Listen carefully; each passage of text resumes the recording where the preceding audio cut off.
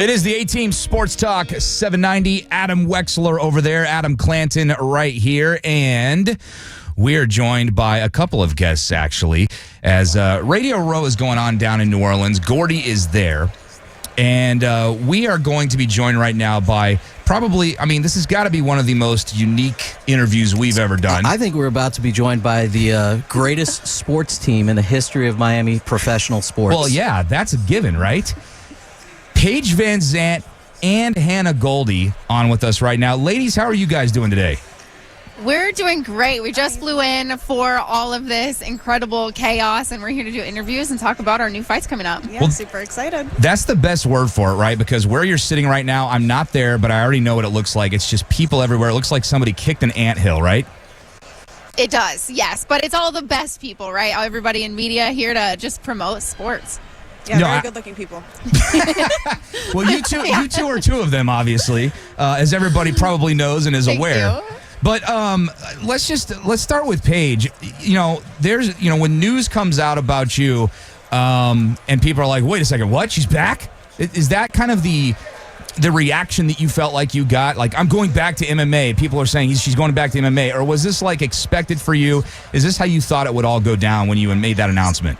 So for me, I kind of always wanted to go back into MMA. That's my blood, what I thrive and really am passionate about. I took a little hiatus, of course. I did pro wrestling, power slap, bare knuckle boxing, and I just felt like I needed the right opportunity to come back to MMA, and I needed to be really excited about the promotion. And all of a sudden, here comes GFL, and they came knocking on the door, and it really was a very, very short conversation for them to convince me to jump back into MMA, and I couldn't be more excited.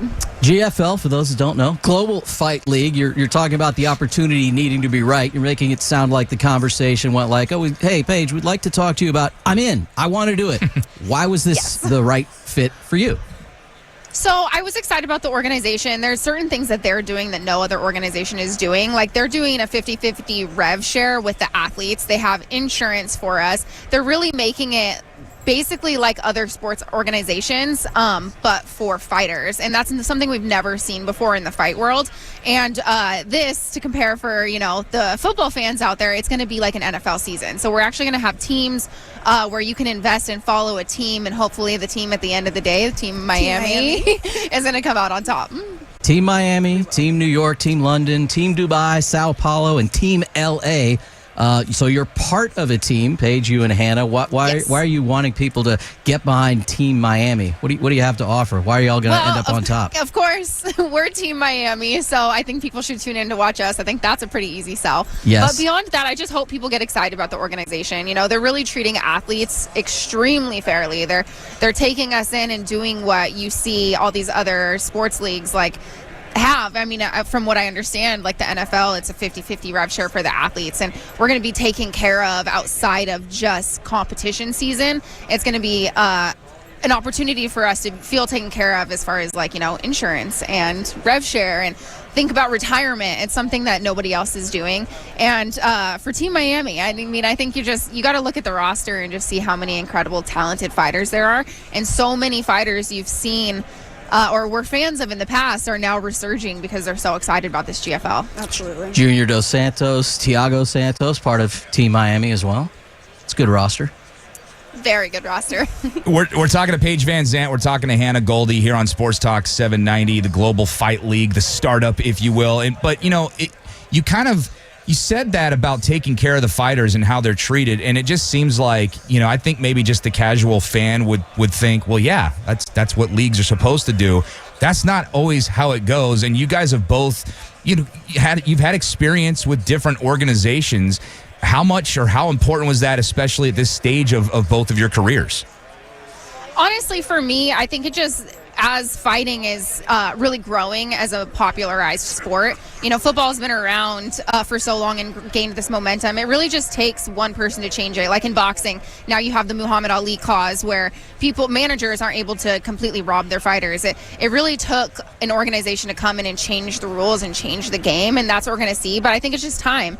Time needed to grow, and there needed to be a large fan base behind fighters and behind fighting for a company to be able to do this. Yeah, it's like the evolution of the sport. I think like you could probably agree 10, 12 years ago when we started, like when I was an amateur, the sport was completely different. It has grown immensely, and it's just really exciting that we have the GFL now. I feel just confident moving forward, and I'm really excited for the next step with them.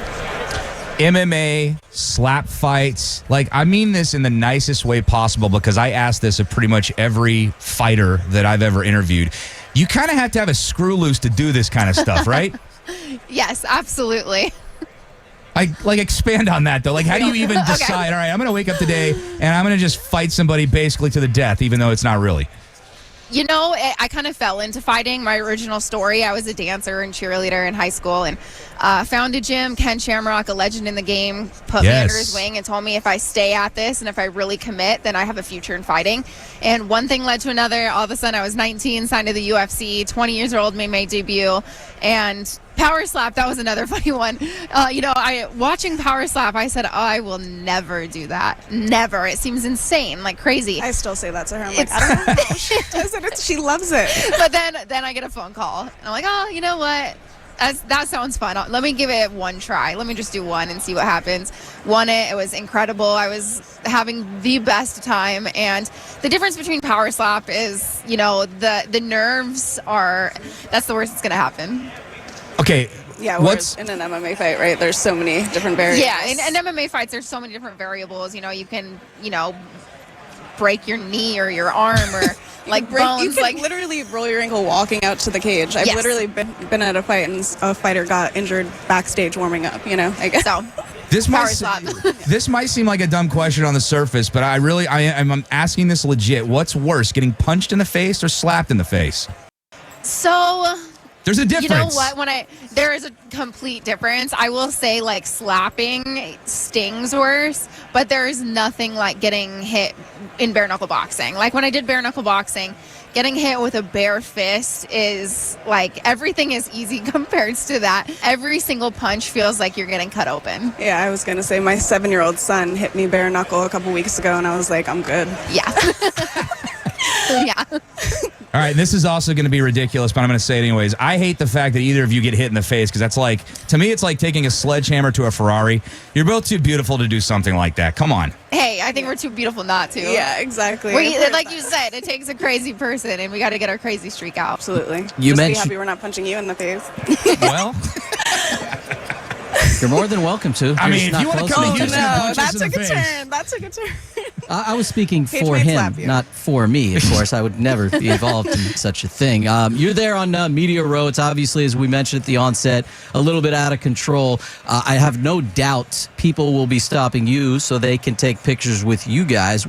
Who would you see where you would say, I've got to get a picture with him, or I want to go talk to this person that might be wandering around here in New Orleans? So funny. So nobody I expected to see, but I'm walking in and all of a sudden I hear somebody say, hey, Paige. And it was Doug Flutie. And of course, fan of his back in the day, but him and I were on Dancing with the Stars together. So it was like a blast from the past. That was 8 years ago. Me and him were on Dancing with the Stars at the same time, same season. So I would say my expectations have been met. It was so cool to run into an old friend. But I actually bust cards, and we open cards. We're a big sports card family. So if I don't get some autos and pictures while I'm here, I'm going to go home and be in a lot of trouble. Who was Whoever I need to take pictures with, tell me. Yeah, I'll tell you who to take pictures with. Hey, real quick, as far as the Dancing with the Stars, because I'm always fascinated by the rosters they come out with. There's an eclectic mix. What was the most interesting person besides Doug that you participated in that competition that was there at the time? Oh, absolutely, Antonio Brown. That was me and him did a dance together. And I had heard his partner, not to spill any drama, it's really not, but there was a rumor that he was showing up late every day, and him and I got partnered up to do a dance together. And I walked up to him and I was like, hey, you're not going to waste my time. You're showing up on time every single day. And he did. He was early every day, so it was an incredible experience. So if no one's seen my dance with Antonio Brown, it was, I think, legendary. That's because he knew you were going to slap him if he didn't show up on time. I was going to say she didn't even have to slap him to get him to show up on time. No, I did not. Well, just knew. you He saw guys, the crazy. you guys have Yeah. been great. We really appreciate you guys taking out the time. I know it's a busy day. I know it's kind of a crazy atmosphere there, especially since we're back here in Houston. You guys are having all the fun. Take care of Gordy when we get off there with you guys, and Yes. good luck in this venture. Thank you so much. Appreciate you guys.